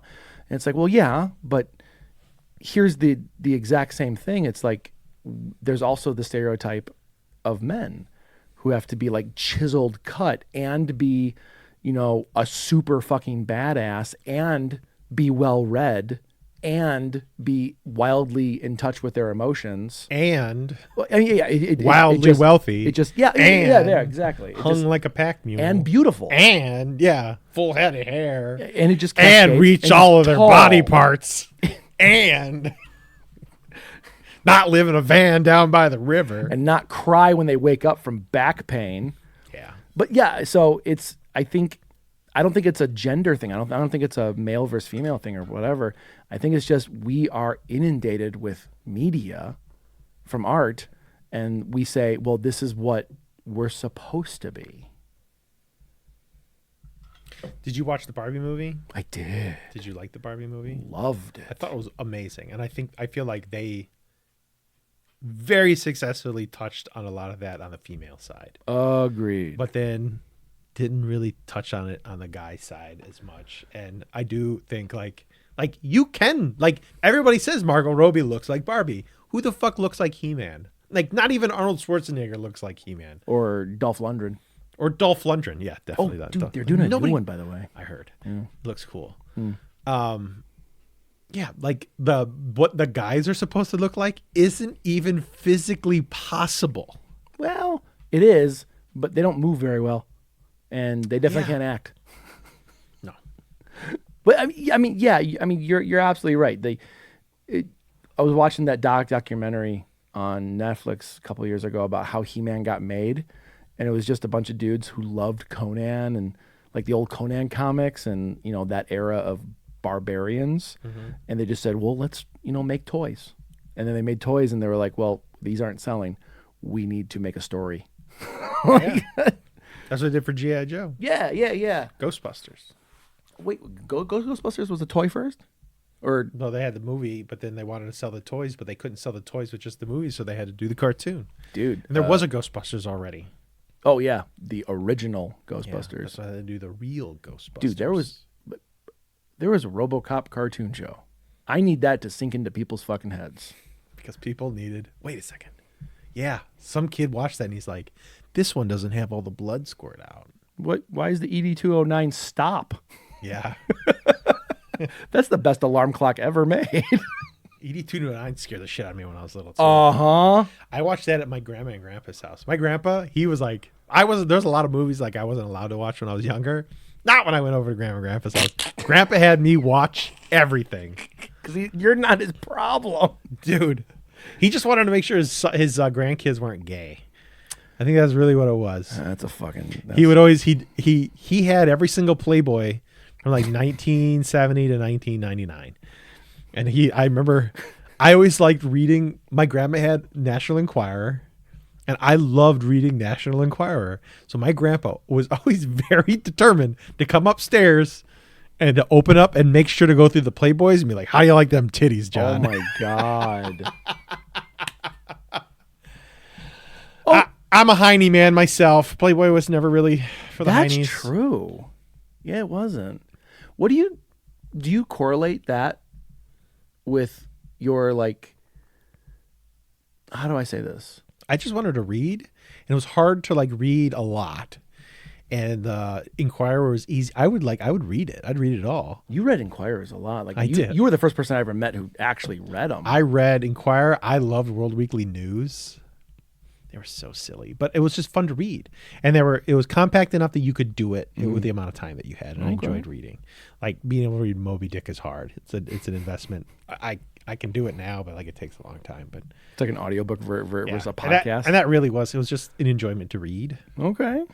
It was easy to read magazines. I would read Playboy. I read more Maxim and Stuff magazine than Playboy. I never had a Playboy. Stuff. I forgot about Stuff. Maxim and Stuff were so cool. I loved reading those things, and no girl ever believed me. I genuinely read those things. I really loved reading those. I didn't get why people were up in arms about like Maxim and things like that, where it's like, oh, that's just a smut magazine. I'm like, show me where there is smut. Yeah, there's way worse than this. There is, yeah. This isn't even G, guys. This is, Yeah. this I mean, is- but they wrote about like things that a young guy wanted. Like they wrote about camping gear and gadgets and movies and whiskey and going on adventures and like what to do in certain situations. And it was so cool. It was like a how-to guide on how to be a dude. Would you call that like a prototypical male? So I wonder, I know that Peter Thiel in the 90s invested a lot of money into libertarianism. And I know he he had like some sort of company who was selling magazines and stuff. I think it was magazines or it was like some sort of nationally printed syndicated something or other. I wonder if like Maxim and Stuff are part of the whole libertarian movement to make it okay to be a billionaire and get what they want. Like it was essentially like a psyop way in the beginning. He admitted to doing it, that he bought magazines and paid them money to talk about how cool it was to be self-sufficient and fuck everybody but yourself. And I never found fascination with that type of lifestyle. with the Where people were like, "Oh God, look how expensive these glasses are," and I'm like, I don't fucking get it. I mean, I never got that, but like it was neat to kind of see like what looked good. But not if it was expensive. Like, No, and yeah, because I can afford that. Yeah, Yeah. they'd be showing like $1,200 glasses. Yeah, I'm thinking like, right. I'll never be able to buy this. But Like ever. Like I wouldn't want to if I could. but those glasses inspired other things. I think that something that was really eye opening to me was Devil Wears Prada, where she, essentially told the girl, you think what you're wearing is your own choice, and she like literally gave the history of the clothing that she was wearing. Right. And like she's like, and when you fished it out of a bargain bin, it was selected for you by these very people. Yes. So that type of stuff where, there's people who are deciding what looks good and what looks bad at the time, and then it eventually gets, either relegated to a bargain bin or, a place that makes like a more cost-effective options. Right. You know what I mean? Can do those things. Like there was always like the really cool looking sunglasses that you would want, and then the ones that you can like that were close that you could Actually afford. Yeah. So yeah. So I would like it was always neat to kind of see that stuff. I would like to dress that way if I could. Just never really had the money to do it. I think I might have some money now, and it is advantageous for me to dress more flashier now as a architectural designer, which is like just a really weird thing. Like there's definitely a look that everybody has. Really? Like what I want to ask what justifies the look, but You want to look a little dashing, a little different. But Because there's an expectation, especially if you're the designer, there is an expectation that you have good taste. And if you look like a schlub, see, I've never correlated those two things together. I've never understood that it doesn't matter if you Need. do. It matters if other people do. No, and I get and it. it's people with money. I get that you and I people don't have get money. it, but I don't get why. So like if I don't do stuff in private anymore, but when you do stuff with private sectors, like if they're gonna choose in between two guys and you can't tell what's good or bad, but you notice that one wears nicer clothes or drives a nicer car, you're like, well, that one's obviously more successful. See, I don't see that though. But your opinion doesn't matter. No, and I completely understand that, Yeah. and I acknowledge it fully. But I don't get the drive for it. I don't get the like why someone would connect those things. Like to me, like that's super late. It should have nothing to do with each other. Well, But it does for some reason. it's consumerism. People show off flashier things and show that they're successful. I mean, it's the same reason why, some birds do different displays to show that Right. they're successful. Well, I mean, I get that it is a thing. It's monkey mating rituals is really all that it is. But like, and every culture is a little bit different. Okay. Because I remember like when like big watches became a thing in like the late 90s, early 2000s. And like I had friends who were like, well, you got to get a big watch if you want to go into a meeting or something. I'm like, I don't need a watch. I'm fine. There's always a clock somewhere. Why do I need a watch? Or like that kind of mindset, right? Like, well, you need a suit. I'm like, why? I'm not going to wear a suit when I'm working. I mean, but if you're fishing for clients Mm-hmm. and you want more clients, towing the line is helpful. If you don't want to be successful and you want to have like a niche, then you don't have to. But like towing the line is like, I'll never be big because I'm not going to fucking golf. And that's a big deal. Like if you're I going to can't be like wait till that fucking dies out. if man. it never will. If you're a project manager and you're wheeling and dealing and you're trying to convince a construction company to partner up with you on a job, sometimes golfing will help with that. Why don't you talk? You can. Well, that's what you're doing while you're golfing. But why do you have to have the activity at the same time? It's just to have the thing to talk about. It's just all. It just seems so surface level. Yeah, but it's a social lubricant. It's like with the weather. Like people talk about the weather because it's easy to talk Which about. I don't get either. People, I don't know. It's like it's just learning how to banter. No, I mean, I know what it is. I just don't get why. Like, why is that such a need in society? Like, why don't we just cut this shit out Because and get to the heart of things? Because it has nothing to do with what you want. It has everything to do with what other people want. A lot of people feel just as self-conscious as you do. And if you make it easy for them to not feel self-conscious, it's just easier to get your foot in the door. A lot of people, they just see that there's things that successful people do, which is like drive nice cars, wear nice clothes, go golfing. And they don't know any better because we're all just figuring it out. Fucking billionaires are still figuring it out. They have no idea. So they just do what they're told or do like what's popular. Yeah. And it seems to work. You know, it's like your 80-20 split. Like, I don't know. And I guess like what side of the 80-20 does the golf? I don't know. Does 20% only do golf? Oh, I'd say 80. I don't know. Maybe it's the 20. I'd say it's probably the 20. Why? It's country club. Like the biggest part about golf and country clubs and stuff like that is it's exclusionary and not inclusionary. Or am I mixing that up? Correct. Inclusion is you want everyone to be a part of it. Yeah, then it's Exclusionary is stay away from my. Yeah. So now I understand how you're qualifying that by saying it's a 20% because there are less people who can do it. I view it as the 80% because the 80% is what would be acceptable as that. Because if everybody did it, they wouldn't want to do it. But if I had 10 people in a room, all business owners, and I were to say, let's go golfing, how many of those people would want to go golfing for a business The thing? people who are business owners Yeah. and have the luxury of being able to do stuff like that are the ones that get to do that. Yeah, but I wouldn't want to. I'm a business owner. Then they'll consider you not to be a successful business owner, or at least the kind Right, but they want to deal with. I'm talking about the 20-80 split. It'd be the 20% are probably the ones that do it because in all actuality it'd be I less still than disagree. that because it's the fewest amount of people. But but you're it's got to talking be about exclusionary. You're talking about the exclusion process. What's popular amongst the elites? I'm not saying going. I'm not saying actually golfing. I'm saying who would want to, like who would accept it as the norm. As the golfing? Yeah. I would say that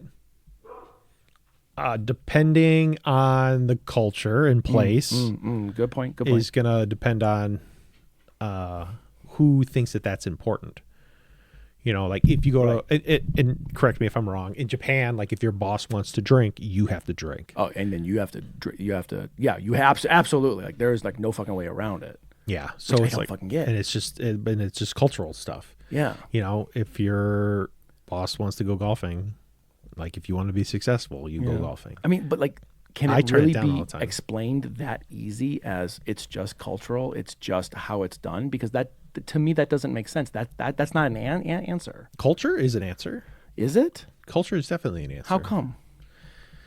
I don't know. It's the human condition, and to be able to, and that's a way more complicated thing that I don't think anybody can solve. But Okay. Okay. Good. I'm glad I'm not just fucking void on that idea. there's cultural norms that are different, dependent on time and region and country and hemisphere and continent. And yeah, if you don't toe the line on what the elite are doing, it is hard to get your foot in the door on certain aspects of life. This is fascinating to me. Like, I get that this exists. These are things that like I never So like I fucking deal with foreign. people who like I mean I was told by people like, you know, you got to watch sports because you got to be able to talk about sports. I don't fucking watch sports. Fuck no. And I don't golf. And No. and it closes a lot of doors to me. All right. I think like me being in the military has helped because so many of the elite have never done anything like that. So I'm a parlor trick, I guess, in a way. They like to have me around. Some people like to have me around just to be able to say that they boss somebody like me around. That happens sometimes. Or like to, I don't know. I'm terrified of going back to the corporate world. Did I tell you I gave myself a time limit? I think you had mentioned that. Yeah. Anyway, that's scary as shit to me. It really is. I mean, if you're there's a lot you can do, you know, and if you work at a good, I love where I work, you know, it's helpful that I work with people who love that shit. They love golfing. They love doing all that shit. And I love designing and I love figuring out the nuts and bolts. Yeah. And, I let them do that and they let me do what I do. And together we make a good team. I concur with that. Yes. I know? I like having people of different backgrounds and interests because that's how things get made. That's how things exist. Yeah, when you have a lot of hats and it's big enough for specialization can occur, like it's awesome. Yeah, I agree. And if they give you enough rope to hang yourself, it's even better. Yep. I do agree with that. I love where I work. I mean, they'll like I literally just tell them what I want to do, and they'll kind of push me in the direction to do it. My boss is awesome. That's cool. He's just a couple years older than us, but he's been doing it a really long time. He's super chill. He's from this same area as us. I think that goes a long way. I've been meeting a lot of people recently from like not this area, and they always like bring up like how nice it is here, like how nice people are, and how we like talk to each other. And I'm like, I don't understand why that's not a thing, and that comes to culture then. Yeah, there's like, no matter where you are in America, you're always going to want to know a Midwesterner with a pickup truck because he's always going to help you move. Yeah, right. I'll literally, and then like apologize because he didn't help you enough. And then you'll buy you pizza. And then buy pizza for everyone else. Yeah, yeah.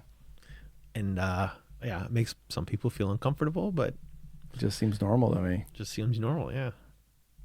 Oh. Culture. Was that a good ending? Or do you want to keep going and like No. this long ass thing right here? People are like, what the fuck are they doing? Raise your glass. Uncle shows the playboys yelling how you like these titties, Johnny. We fight back by not spending money. That's our Christmas alibi. And just like Jake said, I hate Illinois Nazis.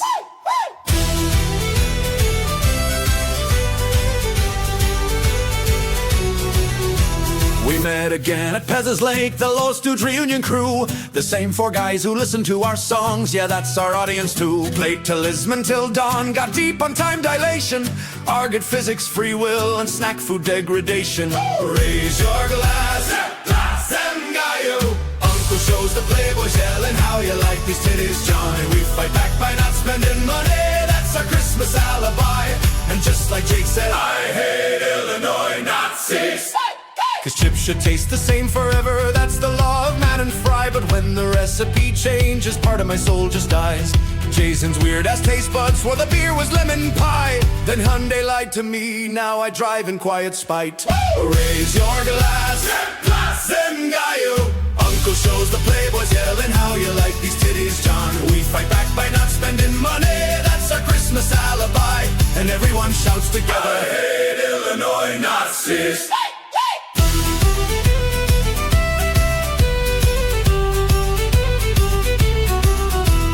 Heather at No Kings 2.0, Blues Brothers in the rain. Art is rules, he said, but break 'em if you've got a brain. Old men still talk like heroes from Sam Vinny's flick. But real men grow, they change their minds and stop acting like. Raise your glass, Zem Gaio. Uncle shows the playboys yelling how you like these titties, John. We fight back by not spending money, that's our Christmas alibi. And just like Jake said, I hate Illinois Nazis. Dreams spin like the cube theory, twist 3 turns to find your plot. Sacred places hide in alleys, more than fields we forgot. Rich folks flex their wallets, Jay just rolls his eyes. Never cared for fancy things, just truth and cheaper fries. One Punch Man season 1, perfection. Season 2, just correction. Dead Alive NC-17, now that's divine resurrection. And Halloween this year was tragic, too many kids, no candy magic. John buys black licorice from Ace like his dad before. A ritual of sweetness in a hardware store. He once loved Maxim magazine, now he reads about Wicca lore. From city shrines to forest drums, he's learning what they're for. Hey! Raise your glass, Zengaya. Uncle shows the playboys yelling how you like these titties, Johnny. We fight back by not spending money, that's our Christmas alibi. And just like Jake said, I hate Illinois Nazis. So here's to art, to thought, to breaking the rules with reason, to rural shrines and urban saints and every drunken season. We're just the lost dude shouting down the cost of living, singing therapy out loud, till the world forgives our sinning.